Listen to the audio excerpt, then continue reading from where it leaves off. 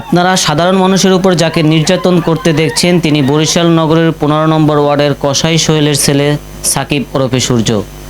তাদের অত্যাচারের বিরুদ্ধে ফুঁসে উঠেছে নগরের 15, 16 ও 18 নম্বর ওয়ার্ডের সাধারণ মানুষ।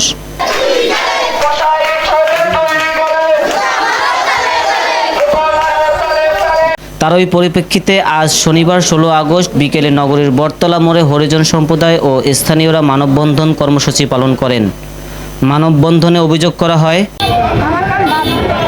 আমরা মূলত 5 আগস্টের পর থেকে এরা বিএনপির যুবদল হিসেবে এই নেতৃত্বে তারা আমাদের উপরে দৈনিক অত্যাচার করে। আমরা খুবই নির্যাতিত তাদের হাতে। তারা সন্ত্রাসী, তারা চাঁদাবাজি করে, এলাকায় ঢোকে, ঘরে ভাঙচুর করে টাকার জন্য। আমরা মেয়েরা সেফটিভাবে রাস্তায় হাঁটতে পারি না, গায়ে হাত দেয়, কাপড় ধরে, এমনকি এখনও তারা আমাদের হুমকি দেয়।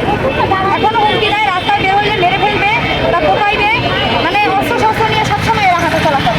নাম জানেন? হ্যাঁ, এরা হচ্ছে যে কসাইবাড়ির সোহেল এবং তার 2 ছেলে সাকিব এবং ইস্তারিক। আমার নাম আমার দোকানের নাম সোনারগঞ্জ। প্রথম উনি আমার দোকানে ঢুকি সাইনবোর্ডটা লাথি দিয়ে ফেলাই দিয়েছে রাস্তায়।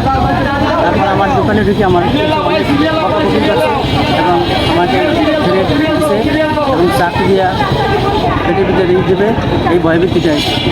এবং আমার বলছে যে আমার ছেলেবেলে আসতে কিছু দেও না, বিষয়ে আমি জানি না, ঠিক আছে। আমি বলছি না, আপনি যান, আমি আসলে আমি দেবো। তারপরে 2-3 বার আমার দোকানে উঠছে, আমাকে অনেক গালাগালি। এলাকাবাসীর দাবি দুষ্কৃতকারীদের দ্রুত আইনের আওতায় এনে দৃষ্টান্তমূলক শাস্তি নিশ্চিত করতে হবে।